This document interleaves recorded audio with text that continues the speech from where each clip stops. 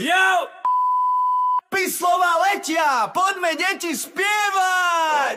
Pytľak v pyžame v lese sa krčí, pýta sa jelenia, kto tu vládne, kto tu trčí. Jeho pís má lesk, pyšný ako páv, chce ten prepich, no rýchlo bude píkať dráv. Ten pír sa píri, líška sa smeje zas.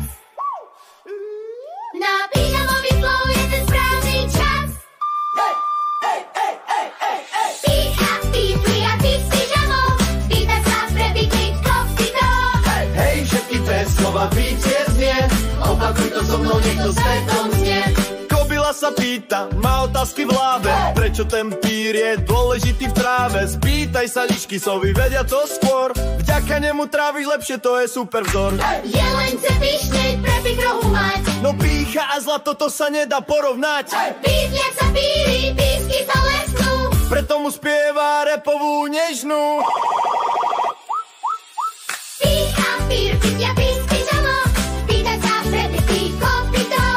Hej, všetky tvé slova víťazne, Opakuj to so mnou, nech to svetom znie. Pík a pír, pytľa pír s pyžamou, pýta sa prepichy, kopito. hej, všetky tvé slova víťazne, Opakuj to so mnou, nech to svetom znie. Pík a pír, pytľa pír s pyžamou, pýta sa prepichy, kopito. hej, všetky tvé slova víťazne.